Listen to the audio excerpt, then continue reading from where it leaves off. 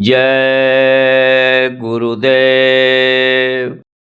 सतगुरु जय गुरुदेव जी।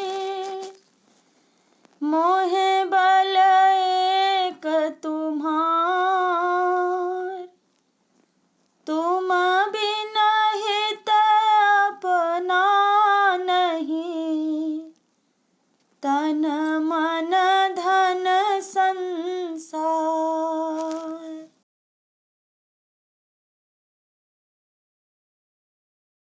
मझधार में है नैया, बड़ी दूर किनारा है।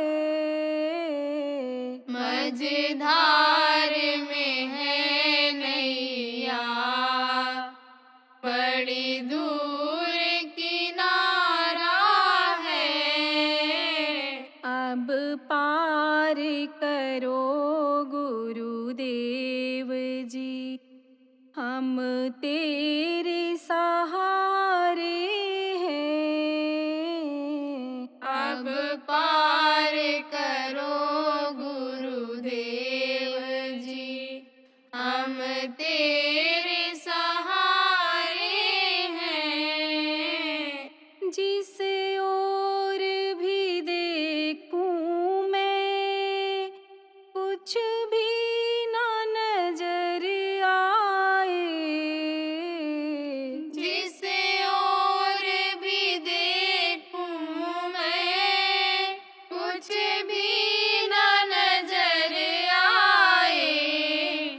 हर वक्त डराते हैं पापों के घने साए। हर वक्त डराते हैं पापों के घने साए। तुम आन बनो माझी, तूफान भी आए हैं। तुम आन बनो माझी, तूफान भी आए हैं।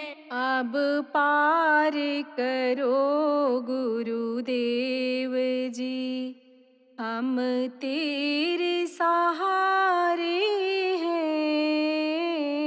अब पार करो गुरुदेव जी, हम तेरे सहारे हैं। सुनते हैं तेरी रहमत, दिन रात बरसती है। सुनते हैं तेरी रहमत, दिन रात बरसती है। उसी राह दिखाते हो नैया जो भटकती है। उसे राह दिखाते हो नैया जो भटकती है। तुम आन बनो माझी, तूफान भी आए हैं।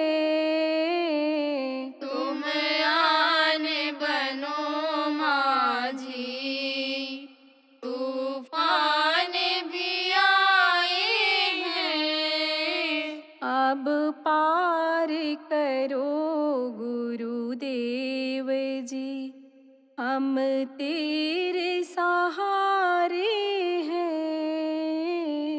अब पार करो गुरुदेव जी, हम तेरे सहारे हैं। वो कौन है दुनिया में जिसे प्यार ना किया तूने। वो कौन है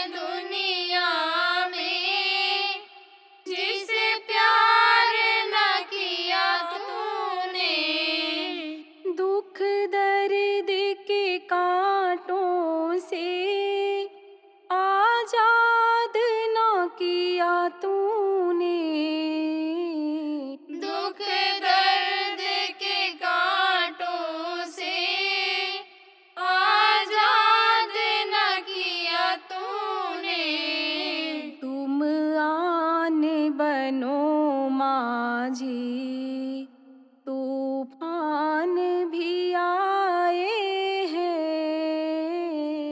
तुम आन बनो माझी, तूफान भी आए हैं। अब पार करो गुरुदेव जी, हम तेरे सहारे हैं। अब पार करो गुरुदेव जी, हम तेरे सहारे हैं। जय गुरुदेव। जय गुरुदेव।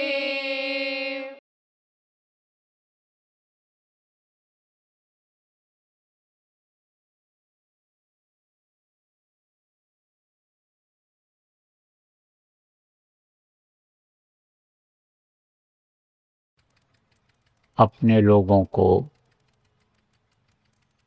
भारी संख्या में एक साथ बैठ करके सुमिरन ध्यान भजन करने का अवसर जीवन में मिला।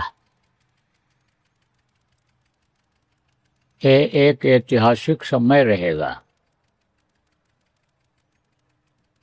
जितने लोग आप यहाँ एक साथ बैठ करके साधना किए हो और कर रहे हो इस समय पर, 2-3 दिन से लगातार हो रहा है जब से मैं आया हूँ। पहले भी आप कुछ लोग बैठते रहे हैं। इतने लोग अब एक साथ बैठ करके साधना नहीं कर पाओगे, क्योंकि अलग अलग जगह के हो और ऐसा संयोग बनेगा नहीं कि सब लोग यहाँ पर एक साथ इकट्ठा होकर के करोगे, इसी स्थान पर करोगे। तो ये एक ऐतिहासिक समय है। करोगे, आओगे, वहां भी करोगे साथ में, लेकिन सब लोग नहीं। यह समय नहीं रहेगा, यह स्थान नहीं रहेगा। क्यों? क्योंकि यह परिवर्तनशील संसार है। यहाँ बदलाव होता रहता है पल पल। पल किसको कहते हैं? पलक दबाओ नहीं कि पल हो गया। पलक दबाते में ही देखो, सेकंड की सुई घड़ी में एक होता है, मुख्य सुई होती है जो घंटा बजाती है, बताती है, 1 मिनट बताती है, 1 सेकंड बताती है। तो पलक दबाने में ही सुई खिसक जाती है, आगे बढ़ जाती है।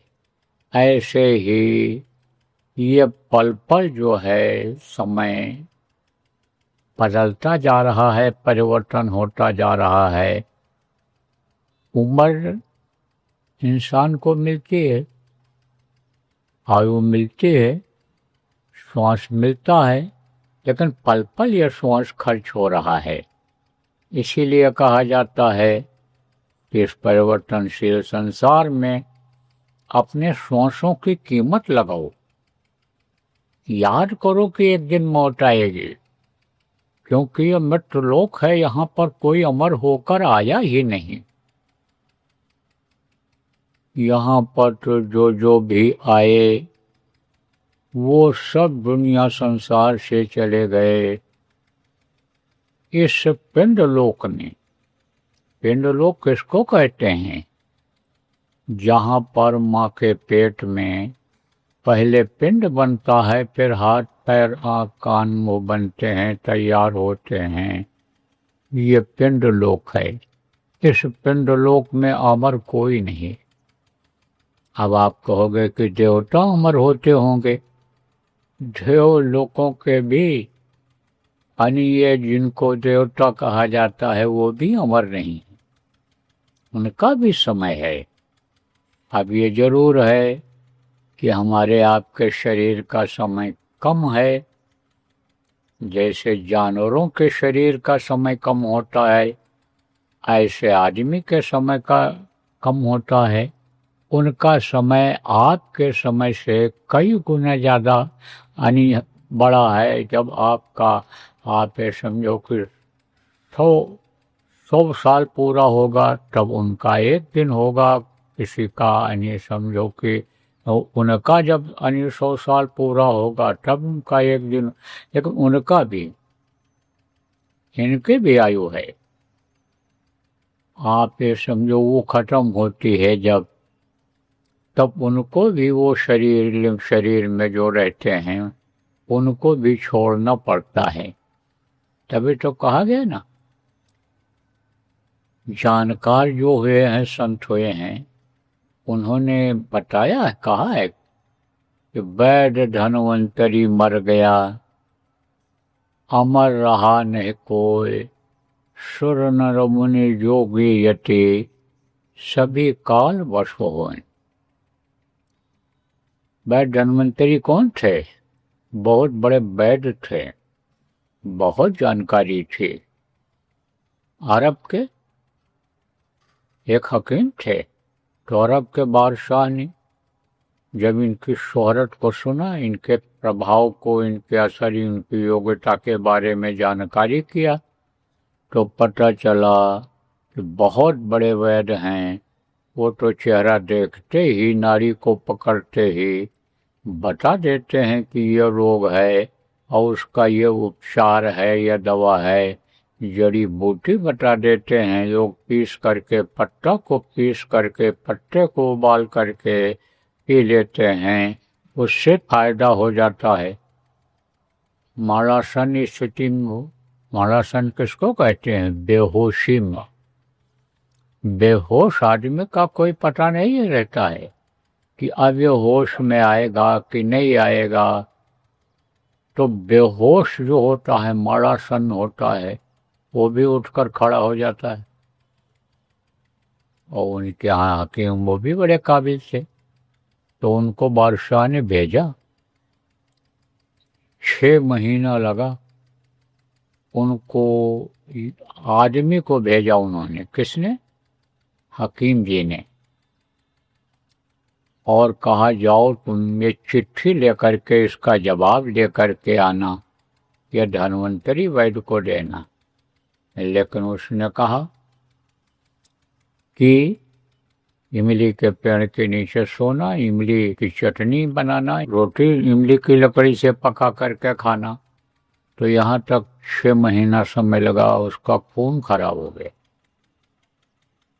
तो जब इन्होंने देखा, चिट्ठी में कोई खास बात लिखी नहीं थी, पढ़ा और उसके चेहरे मोहरे को, शरीर को देखा, तब पूछा, ये बताओ कि तुम जब वहाँ से चले थे तो ऐसे ही थे या तुम्हारा ये रोग नहीं था शरीर में, यहाँ रास्ते में हुआ तुमको?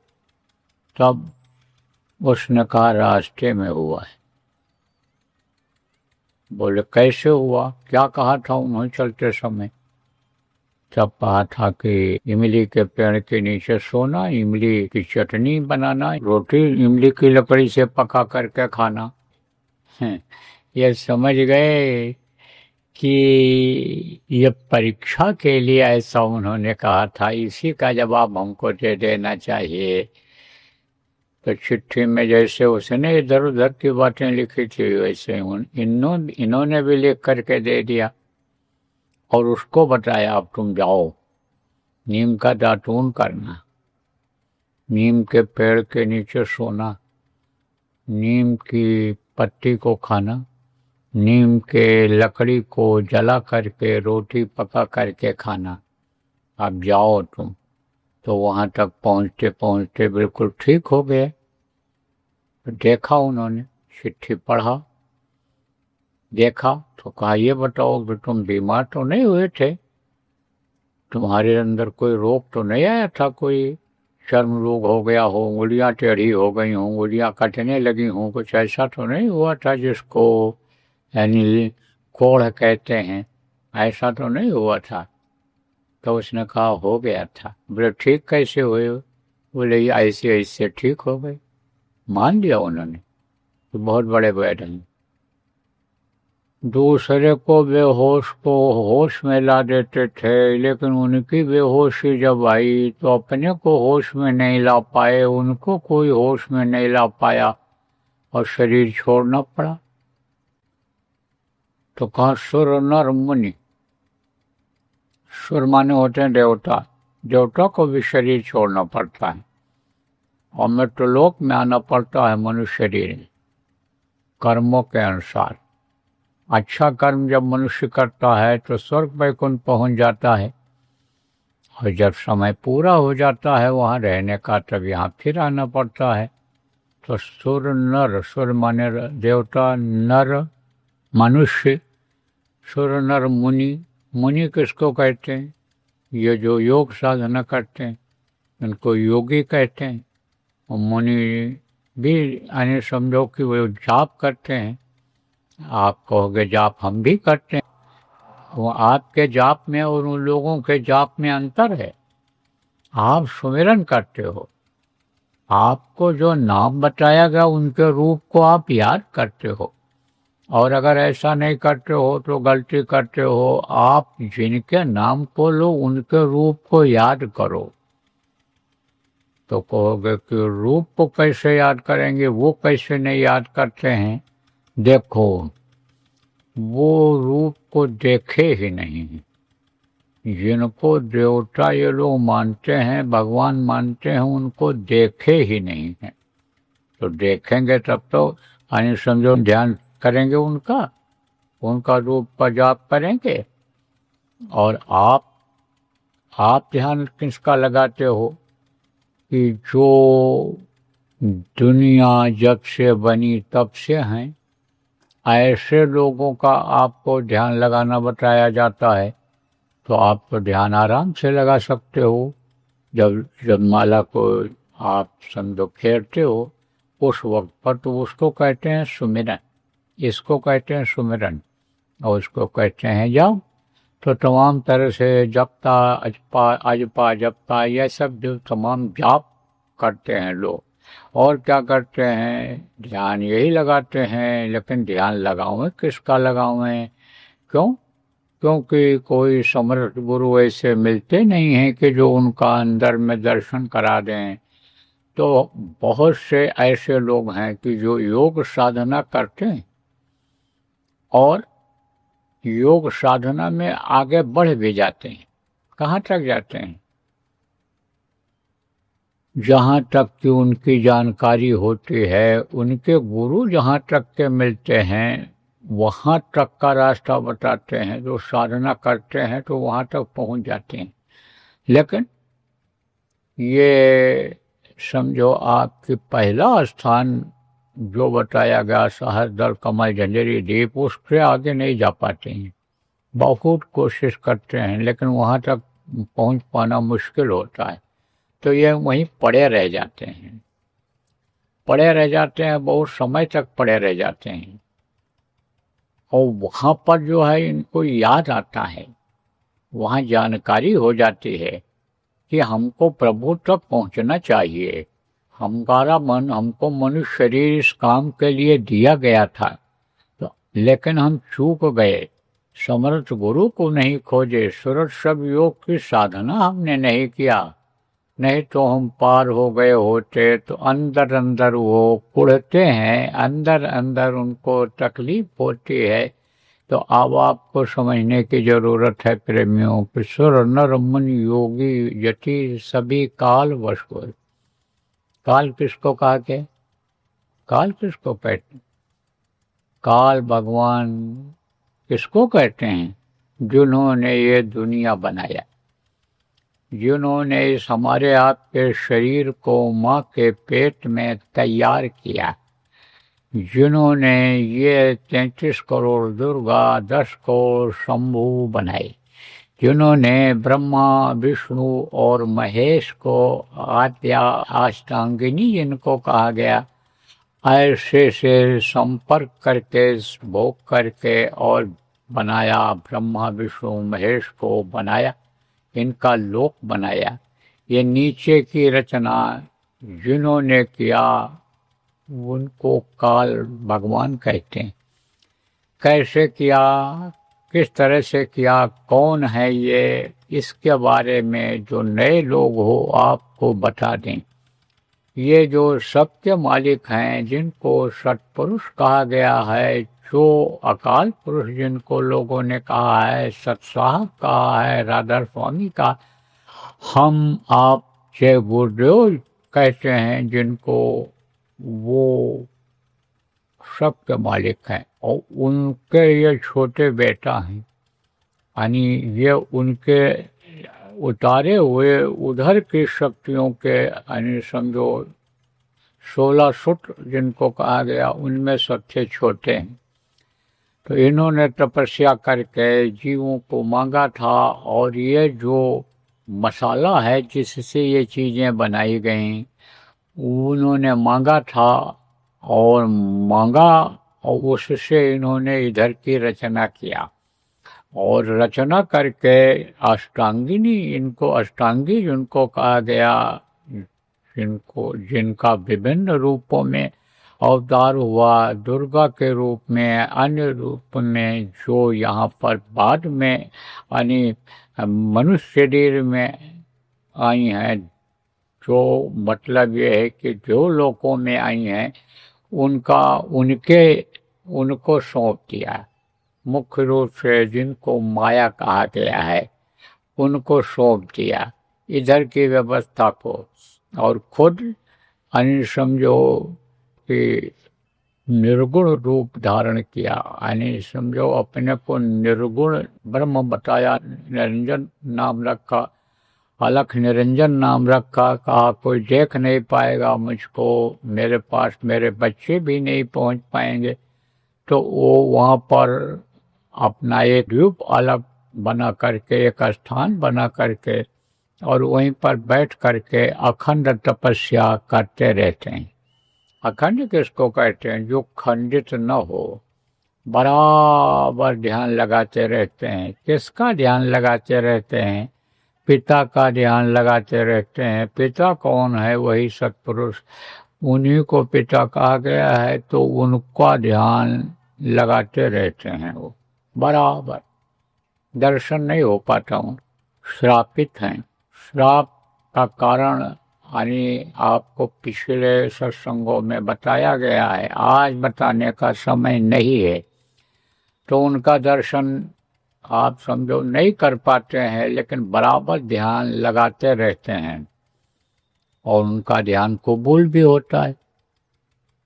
प्रणाम जो करते हैं उनका कबूल भी होता है, क्योंकि अंश उन्हीं के हैं, बेटा उन्हीं के हैं। तो बेटा अगर नालायक भी निकल जाए तो बाप को तो प्रेम होता ही होता है। जैसे हम आप नालायकी करते हैं, हम आप उनको भूल जाते हैं, जो असली हैं उनको भूल जाते हैं। नकली चीज़ों में, ये दुनिया की चीज़ें जो काम आने वाली नहीं हैं, उनमें फंस जाते हैं और उनको याद नहीं कर पाते हैं। लेकिन वो तो बराबर याद करते रहते, बराबर बताते रहते हैं, चताते रहते हैं, बराबर अपने नुमाइंदों को भेजकर, किसी न किसी को भेजकर चताते रहते हैं कि भाई ये पल पल जिंदगी खत्म हो रही है, इस काम के लिए तुम नहीं आए हो, इस काम के लिए जिस काम में लगे हुए हो ये काम तुम्हारा नहीं है, लेकिन फंसने का नहीं है, तुम फंसते चले जा रहे हो, तो फिर तुम एक दिन काल के गाल में चले जाओगे, निकल नहीं पाओगे। इसके लिए मनुष्य शरीर में ही संतों को भेजा करते हैं, और संत बराबर उपदेश दिया करते हैं। समय समय पर वो लोगों को समझाते बताते रहते हैं। जिसके जो बताया समझाया, जो पिछले समय में हुआ, उसी को लोगों ने लिख दिया, वही दृष्टांत बन गया, वही आप फिर समझो कि कहानी बन गई, वही कहानी बन गई। जय गुरुदेव। मार्गदर्शक गुरु पूर्णिमा 4 व 5 नवंबर 2025। सत्संग एवं नामदान द्वारा वक्त गुरु बाबा उमाकांत जी महाराज। 4 नवंबर 2025 प्रातः 6 बजे एवं सायं 3 बजे से। 5 नवंबर 2025 प्रातः 6 बजे से। स्थान ग्राम टिड़वा चिलौला, नैपालापुर चौराहा के पास, लखीमपुर खीरी रोड, सीतापुर, उत्तर प्रदेश। संपर्क 9559431212 व 6394063281। जय गुरुदेव। जय गुरुदेव। निज धाम वासी परम पूज्य परम संत बाबा जय गुरुदेव जी महाराज के आध्यात्मिक उत्तराधिकारी एवं जीते जी ईश्वर देवी देवताओं के दर्शन कराने का मार्ग नामदान देने के साथ जय गुरुदेव नाम से जन जन की दुख तकलीफ बीमारी और कष्टों को दूर करने का उपाय बताने वाले उज्जैन के संत वक्त गुरु बाबा उमाकांत जी महाराज मानव के आध्यात्मिक विकास के साथ साथ अपनी बाबा जय गुरुदेव धर्म विकास संस्था के माध्यम से सामाजिक परमार्थी एवं लोकहित कार्यों में भी लगे हुए हैं। इसी कड़ी में उज्जैन शहर के पिंगलेश्वर स्थित आश्रम में परम पूज्य महाराज जी की प्रेरणा से बाबा जय गुरुदेव रोगांतक संस्थान अस्पताल का संचालन विगत लगभग 5 वर्षों से किया जा रहा है, जिसमें आने वाले रोगियों को एलोपैथिक, होम्योपैथिक, आयुर्वेदिक आदि विभिन्न पद्धतियों द्वारा गुरु दया से यथासंभव प्रभावी उपचार प्रदान किया जाता है। विशेष बात यह है कि विभिन्न प्रकार की चिकित्सा, दवा, थेरेपी आदि से परिपूर्ण इस अस्पताल में कोई फीस काउंटर नहीं है। यहाँ मरीजों के लिए दवाओं समेत समस्त उपचार पूर्णतः निःशुल्क है। यहाँ आने वाले मरीज अपने इलाज में गुरु महाराज की दया का भी अनुभव करते हैं। परम पूज्य महाराज जी के आदेश से उज्जैन के अलावा उत्तर प्रदेश में लखनऊ, राजस्थान में जयपुर व जोधपुर और हरियाणा के बावल रेवाड़ी में भी यह निःशुल्क चिकित्सालय संचालित किए जा रहे हैं। इनमें अनुभवी डॉक्टर अपनी सेवाएं निःशुल्क दे रहे हैं। सेवा के इसी उद्देश्य के साथ कदम बढ़ाते हुए बाबा जय गुरुदेव धर्म विकास संस्था द्वारा विभिन्न प्रांतों में पूर्णतः निःशुल्क एम्बुलेंस सेवा का संचालन भी किया जा रहा है।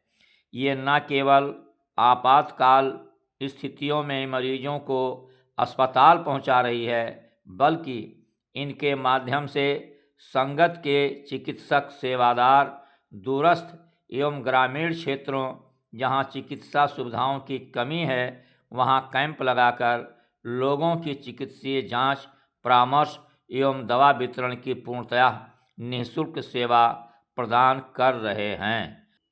कोरोना महामारी के काल में भी पूज्य महाराज जी द्वारा इन समस्त सेवाओं के साथ साथ ऑक्सीजन प्लांट भी जन सेवा में मध्य प्रदेश सरकार को समर्पित किया गया है।